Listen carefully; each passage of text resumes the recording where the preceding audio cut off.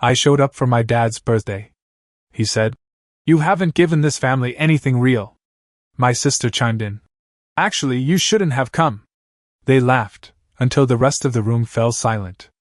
I smiled, lifted the wrapped box in my hand, and said, I don't think you'll be needing this. Then I walked out. 10 minutes later, my phone lit up with desperate messages. Please come back. We need to talk. This wasn't just another family spat. This was war. 14 months had passed since I'd last stepped through their front door. 14 months since my father told me in front of my girlfriend Emily that she wasn't our kind of people, and if I was serious about her, I shouldn't bother coming around anymore. Emily didn't cry in front of him. She saved that for when we got home, curling up on our couch and whispering that she'd never be good enough for them. Her voice cracked when she said it, and something inside me broke that day. I didn't tell Emily I was going to Dad's party. She would have stopped me, and she would have been right. But I'd been planning this for weeks, rolling an idea around in my head like a smooth stone. My father had spent nearly 40 years in HVAC work, building his life one furnace at a time. No vacations, no breaks, just endless work. Despite everything he'd said to me, I thought maybe I could offer him something meaningful. So I wrote a check for $5,000. I wasn't trying to buy forgiveness or make some grand gesture. I just thought maybe he and Mom could finally take that warm vacation they'd never had without worrying about bills. I deliberately didn't sign the check. If it mattered to him, he'd ask who it was from. If it didn't, well, then my point would be proven. I showed up around 4 o'clock, parking down the street so nobody would see my car and start the drama before I even got inside. Aunt Cheryl opened the door, blinking like she'd seen a ghost before giving me one of those awkward hugs people give when they're not sure if you're still persona non grata. Inside, nothing had changed. Same brown leather couches that had seen better decades, same weird smell of furniture polish mixing with crock-pot meatballs. I recognized everyone, even nodded at Angela's kids, though one of them stared at me like he couldn't quite place who I was.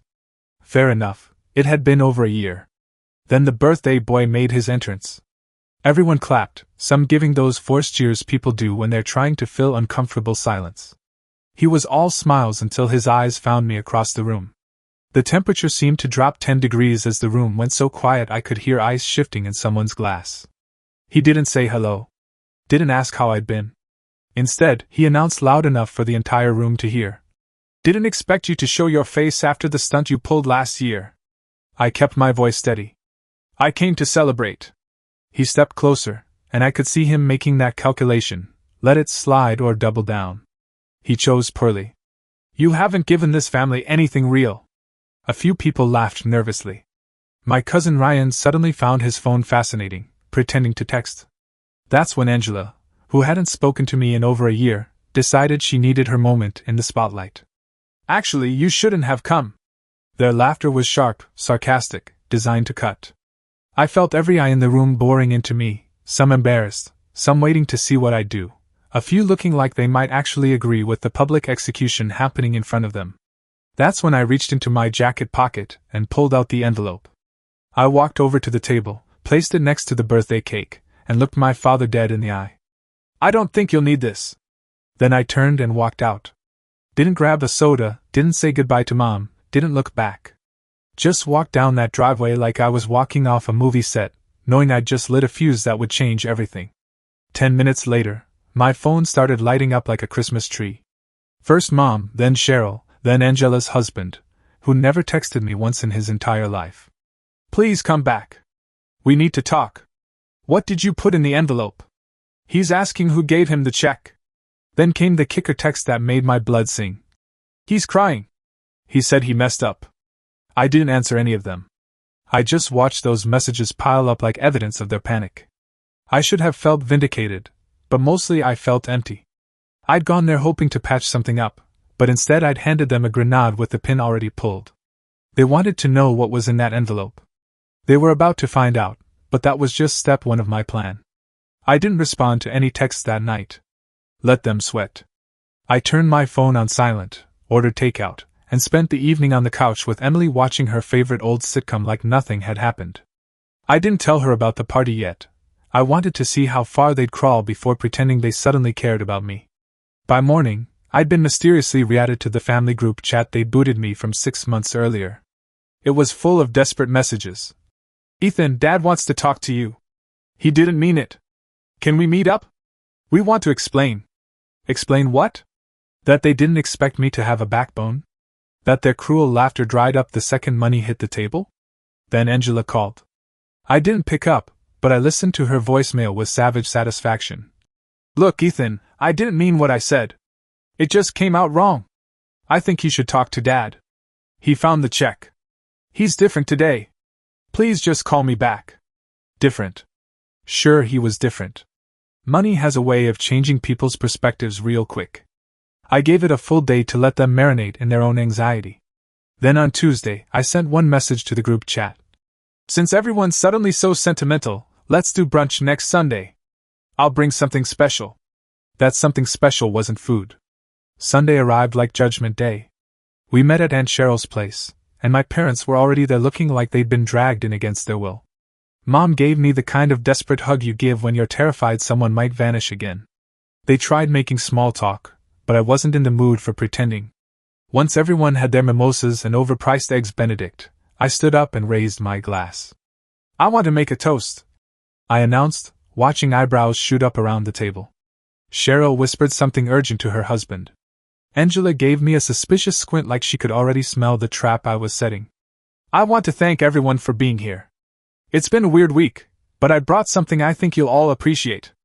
I pulled out a small box and opened it with theatrical flair. Inside was a flash drive that might as well have been a loaded gun. "You all remember the last reunion?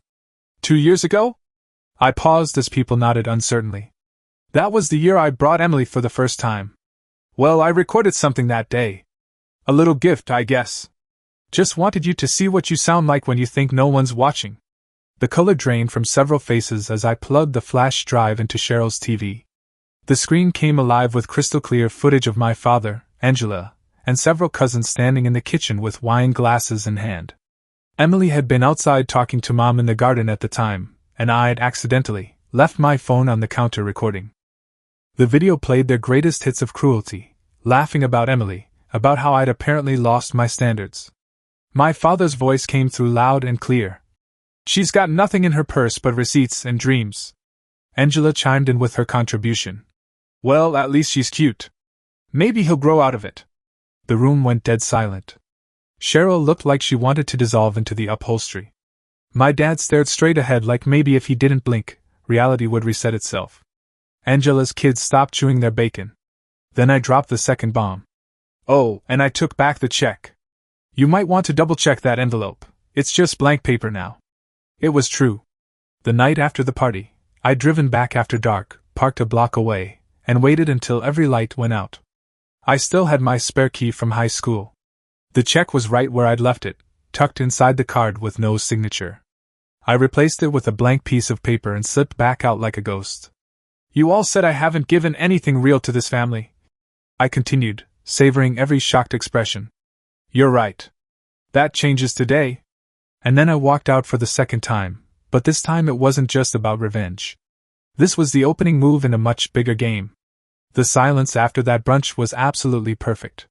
No desperate calls, no manipulative texts, not even a passive-aggressive meme from Angela pretending to keep things light. For once, they finally got the message loud and clear. But I was just getting started. A week later, I made a call that would shake their world to its foundation. I contacted the accountant who managed the trust fund my grandfather had left when he passed away 5 years earlier. Most of the family didn't know this, but I was named co-trustee with my Uncle David. Grandpa had trusted me in ways the rest of them never understood, maybe because I was the only one who used to sit with him and ask questions nobody else bothered with. Maybe because I actually listened when he talked about life, about choices, about what really mattered. That trust fund wasn't just gathering dust. It had been quietly paying for several family expenses, Angela's kids' private school tuition, my dad's truck lease payments, and even my parents' health insurance premiums. I'd never touched that power before, never even thought about it. But after what happened at that brunch, I figured it was time to reconsider where the family money was going. I didn't cut them off all at once. That would have made me look petty and bitter. I played it smart, surgical. First, I told the accountant to delay the tuition payments just enough to make the schools send warning notices home. Nothing final, just a polite reminder about overdue accounts. Next, I switched the truck payments from automatic to manual, so Dad would have to call the bank himself when he couldn't figure out why his lease payment hadn't gone through. And then I paused the insurance payments. That got Mom's attention real fast. She called me the moment she found out, but I let it go straight to voicemail. We just want to understand what's happening. You said this wasn't about revenge. Please, Ethan. We're worried. Oh, it was absolutely about revenge, but it was also about something deeper: control. Every time I tried to help them the right way, they'd push me aside, mocked me, undermined me. This was just the reverse version of what they'd always done to me, except now I was the one pulling the strings. Meanwhile, I reached out to Emily's brother Jake in Portland. He's a contractor with his own small company, always talking about wanting to expand but never having the capital. I asked if he needed help growing his business, told him I had some money to invest.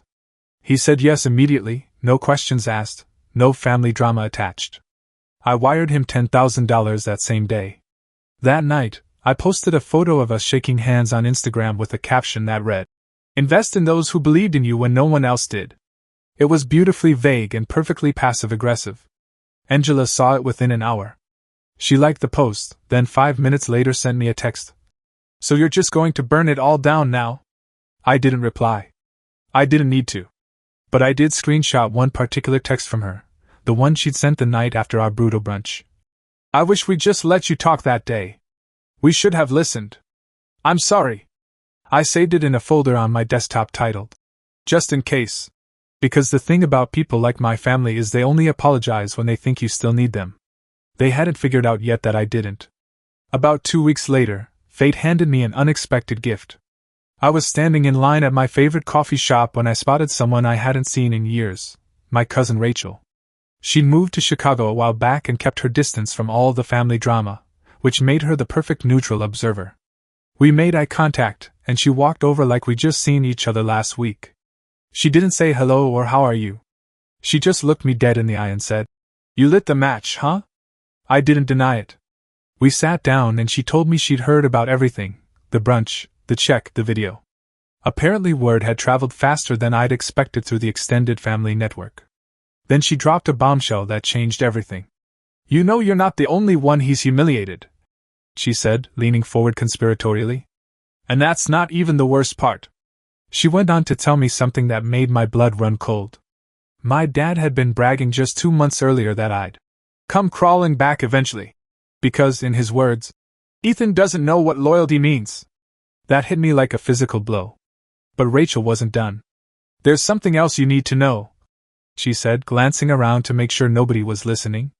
"Grandpa's will, the one you've only seen parts of through the trust, had an original clause that got changed." My heart started racing. "What kind of clause?" "There was a property. A small lake house in Wisconsin. In the first version of the will, it was left specifically to you. Not to Dad, not to Angela, not to be shared by the family. To you personally." I felt like the ground had shifted beneath my feet. That lake house held some of my most precious childhood memories. Grandpa used to take me there every summer, just the two of us. We'd fish off the dock he'd built with his own hands, build fires, and talk about life like the world was still full of infinite possibilities. But after Grandpa passed, Rachel continued, the will got updated somehow. The house became family property to be shared by all immediate descendants under the guidance of Gerald Warner, your dad. Which explains why you were never invited back there after the funeral. That night, I made some calls. A friend from college was working in estate law now, and I sent him everything I had, asking if he could pull the original filing. 3 days later, he called me back with news that made my hands shake. He'd found something. There was a draft of the will, unsigned but clearly dated 2 weeks before the final version. And in that draft, it explicitly stated that the lake house would go to me, with a handwritten note in Grandpa's familiar scrawl. For Ethan, who asked the right questions. Reading those words was like getting a message from beyond the grave. I remembered sitting with him on that dock when I was 15, asking him why he never took vacations even though he had the money. He'd looked out over the water and said, "Vacations are for people who have something to come back to. But this is mine." My lawyer friend couldn't promise anything would hold up in court. Too much time had passed. But if I pushed the family, they might realize I knew something, and that knowledge could be very useful leverage. So I pushed. I sent a message to the Sacred Family group chat. I've been thinking about the lake house. Might drive up next weekend. Dad, do you still have the keys? There was a long pause, then Angela wrote. We haven't been up there in years. But Dad's response was immediate and telling. I don't think that's a good idea. No explanation, no excuse, just a flat denial. That was all the confirmation I needed. So I did what any reasonable person would do. I went anyway. Emily and I drove up on a Friday night, arriving after dark. The house wasn't abandoned like Angela had claimed. The fridge was running, there were fresh sheets on the master bedroom, and in the kitchen trash, I found a takeout receipt from 4 days earlier. In my father's name. So much for. We haven't been up there in years. Emily and I stayed the entire weekend. We didn't ask permission. I figured if he could rewrite a will, I could borrow the dock for a few days. Sunday morning, I took a photo of me and Emily on the water, posted it with a caption that was pure poetry. Some inherit money. Some inherit silence. I'll take the second one, there's less guilt. An hour later my phone rang. Dad's name on the screen. I didn't answer, but now I knew two crucial things. First, he'd been hiding way more than I thought, and second, I had leverage that was only beginning to reveal its true power. By Monday morning, I'd made a decision that would define everything that came next. I was going to hold that silence like a weapon. The more quiet I gave them, the more they started talking to each other, to cousins, to mutual friends, desperately trying to figure out how deep this rabbit hole went. My father had always controlled everyone around him through his narrative, his version of events. But I'd taken that power away from him, and he was discovering what it felt like to be powerless. That week, I didn't post anything on social media, didn't hint at my next move, didn't respond to their increasingly frantic attempts at communication. I just lived my life, went to work, took Emily out for quiet dinners, genuinely relaxed for the first time in weeks while they slowly lost their minds wondering what I knew and what I'd do with it. But I was always watching. Rachel had become my inside source, forwarding me screenshots from the group chat. They were unraveling faster than I dared hope. Angela asked if anyone had actually spoken to me. Cheryl suggested hiring a professional mediator. My Uncle David, the co-trustee who'd been suspiciously quiet through all of this, simply wrote 2 words that must have chilled them to the bone. He knows. That same night, Emily showed me a voicemail from my mother that she hadn't listened to yet. We played it together, and this time Mom sounded different, tired, like something fundamental had cracked inside her. Her words tumbled out in a rush, unscripted and raw. She said Dad had been emptying one of their joint accounts over the past few months, just small amounts at first, then bigger withdrawals.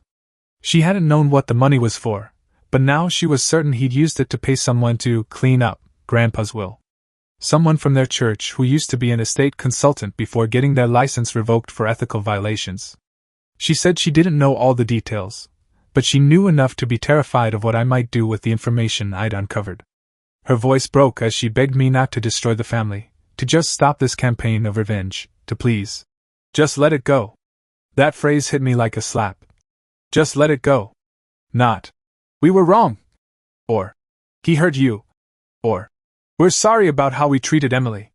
Just let it go, like this was a minor inconvenience instead of a decades-long pattern of cruelty and manipulation. But here's the thing, I already had everything I needed for the nuclear option. Rachel had managed to get clear photos of the original will draft from her mother's files, the one dated 2 weeks before Grandpa passed. The one that said the lake house was mine, not a shared family asset. There was even that handwritten note. For Ethan, who asked the right questions. That line destroyed me in the best possible way. I remembered sitting with him on the dock when I was 15, asking why he never took vacations despite having money saved up. His response had seemed cryptic at the time. Vacations are for people who have something to come back to. But this is mine. Now I understood. He'd left me the one thing he truly valued, and they'd stolen it right out from under me. I could have gone to a lawyer, made it official, dragged them through court. But that would have made it about legal technicalities. This wasn't about law, this was about justice, about clarity, about making them face what they'd done. So I printed out clean copies of the evidence, tucked them into an envelope, and drove to my parents' house on a Friday night just past 11. I parked a block away, walked through their yard like a ghost, and wedged the envelope into their storm door. No note, no signature, just the truth in all its devastating glory. By noon the next day, my father texted me for the first time in almost 2 years. "You've made your point. What do you want?" I stared at that message for hours. The old me would have responded with a detailed list of demands, an emotional ledger of everything they owed me. But I'd evolved beyond wanting apologies or money or even the lake house itself. What I wanted was for them to sit in this feeling, to experience what it was like to watch something precious slip through their fingers and realize they were the ones who'd let it fall. So I waited 6 hours before responding with just 3 words. Think about it. The next morning, Rachel called with intelligence that made my pulse quicken. "They're planning something," she said urgently. "Angela's talking about getting ahead of you, spinning the story, protecting the family name, whatever that means." I wasn't surprised, but I was curious about what story they could possibly tell. That their son had betrayed them? That their father was tricked into revising a will? That the kid who used to mow lawns for movie money had somehow become the family villain? Good. Let them talk. Let them scramble. Because what none of them knew was that I hadn't just printed screenshots for myself. I'd made copies and sent them to someone who wielded more power over my father than anyone in our family ever could. The envelope I'd mailed didn't go to a lawyer or a court. It went to Paul Garner, the director of the Regional HVAC Contractors Board, a man my father had spent years cultivating as a professional relationship. Paul sat on committees that reviewed ethics cases, licensing renewals, and formal complaints against contractors. He'd known me since I was a teenager, always liked me because I asked genuine questions and didn't pretend to understand things I didn't. Along with the copied will documents, I'd included a brief, anonymous note. "You might want to ask Gerald Warner about the estate consulting he's been doing. I thought you valued professional integrity." That was all it took. Less than a week later, Paul called my father in for what he diplomatically termed a discussion. I wasn't there obviously, but Rachel heard about it through one of Paul's assistants. It didn't take long for the old man to realize this wasn't just about family drama anymore.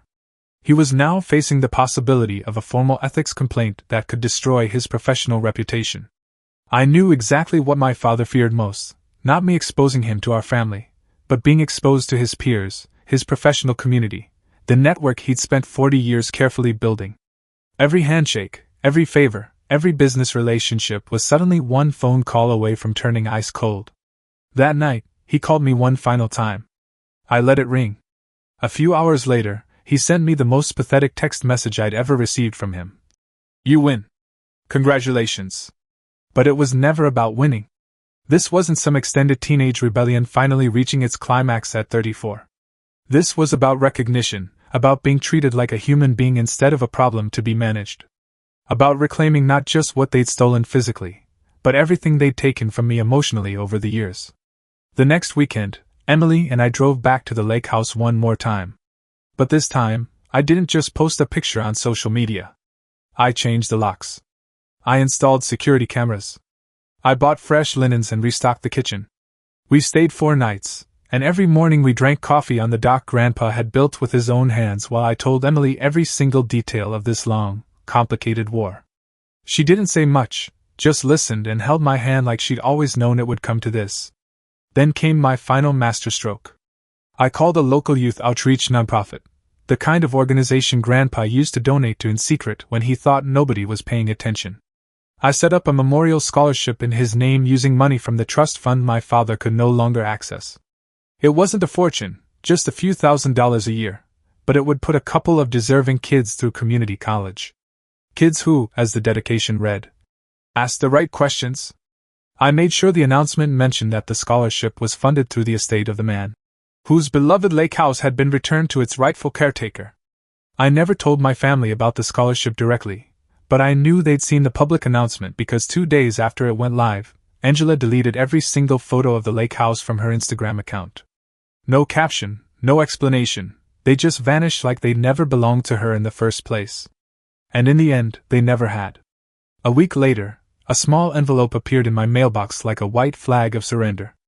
Inside was the original key to the lake house, the one Grandpa used to keep on a rusty nail by the kitchen window, along with a note in my mother's careful handwriting. All it said was, "He never deserved it. I think you always knew that." Standing there in my driveway, holding that key and reading those words, I finally felt something I hadn't experienced in years: peace. Not the hollow satisfaction of revenge, but the deeper contentment that comes from setting the world right again. They'd called me a loser who'd never given the family anything real. They were wrong on both counts. I'd given them exactly what they deserved, a master class in consequences. And I'd finally claimed what was mine all along. My grandfather's faith in the boy who asked the right questions, grew up, and learned to demand the right answers.